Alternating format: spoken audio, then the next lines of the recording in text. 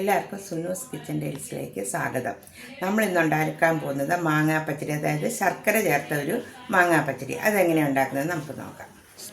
നമ്മളിപ്പം ഞാനൊരു 15 മാങ്ങയാണ് എടുത്തിരിക്കുന്നത്. അത് കട്ട് ചെയ്യുന്ന രീതി ഇങ്ങനെയാണ്. നമ്മളിങ്ങനെ മാങ്ങ എടുക്കുക, രണ്ട് സൈഡിലും ഇങ്ങനെ കണ്ടിക്കുക, മാങ്ങാണ്ടി ഉൾപ്പെടെ കണ്ടിച്ച് ഇടുക.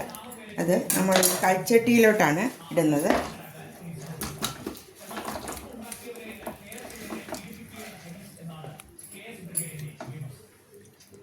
അതിലോട്ട്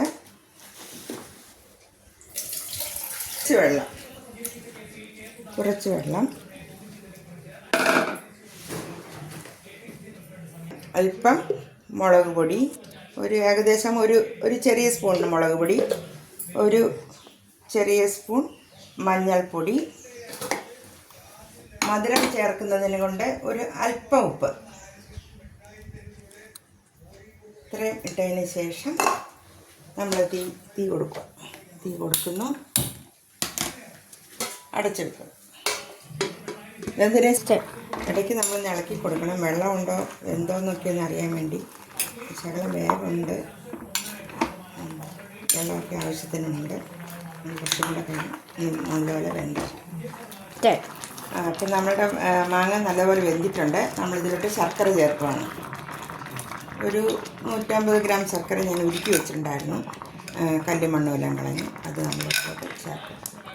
വേണമെന്നുണ്ടെങ്കിൽ കുറച്ചും കൂടെ ചേർക്കാം. ഒന്ന് ഇളക്കി നോക്കാം. ഈ ശർക്കര പാനിയിൽ കിടന്ന് ഈ മാങ്ങ നല്ലതുപോലെ ഒന്ന് വെന്ത് വറ്റി വരണം. എങ്കിലേ മാങ്ങയിലോട്ട് ശർക്കര നന്നായിട്ട് പിടിക്കുകയുള്ളൂ.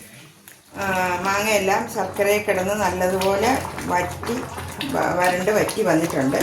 നമുക്കിതിലോട്ട് ഇനി തേങ്ങ ചേർക്കും. ഇതിപ്പോൾ ഞാനൊരു വലിയൊരു അരമുറി തേങ്ങ എടുത്തിട്ടുണ്ട്. അത് ജീരകവും കടുകും കൂട്ടി അരച്ച് വെച്ചിരിക്കുന്നതാണ്. അത് നമുക്കിതിലോട്ട് ചേർക്കാം. തീ അല്പം കുറച്ച്.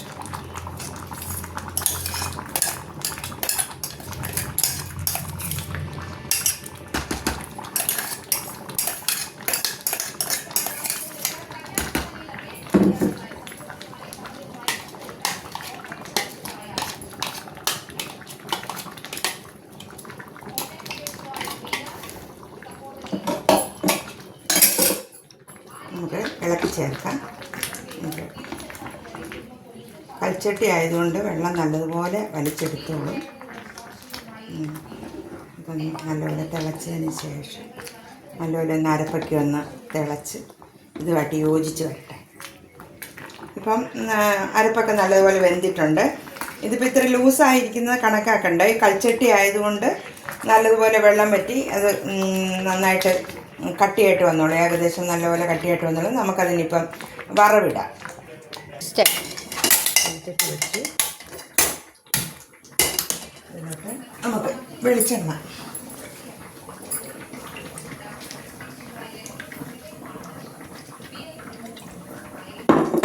ഒഴിച്ച് വെളിച്ചെണ്ണ ചൂടാക്കട്ടെ. ഇപ്പം വെളിച്ചെണ്ണ ചൂടായിട്ടുണ്ട്. നമുക്കതിലോട്ട് കടുകിടാം. കടുക് കുറച്ച് കൂടുതൽ വേണം. പച്ചടിക്ക് ഒരു 4 സ്പൂണോളം ഞാൻ ഇട്ടിട്ടുണ്ട്. അതിലോട്ട് മുളകും കറിവേപ്പിലും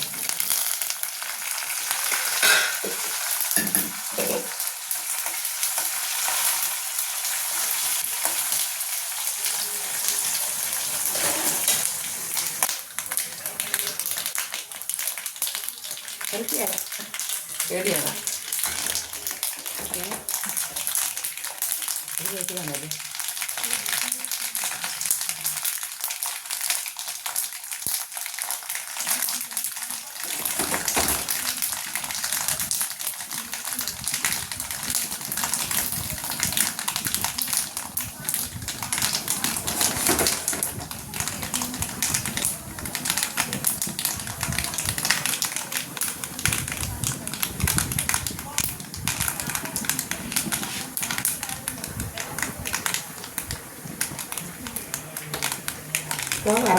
അപ്പോൾ വറവ് നമ്മളിങ്ങോട്ട് ഇടുകയാണ്.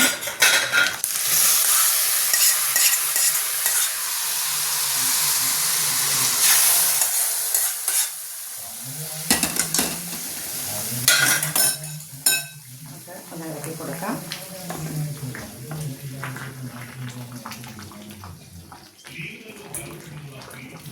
അതിനുശേഷം നമുക്ക് സ്വാദിന് ഒരു ശകലം നെയ്യ് ഒഴിച്ചു കൊടുക്കാം.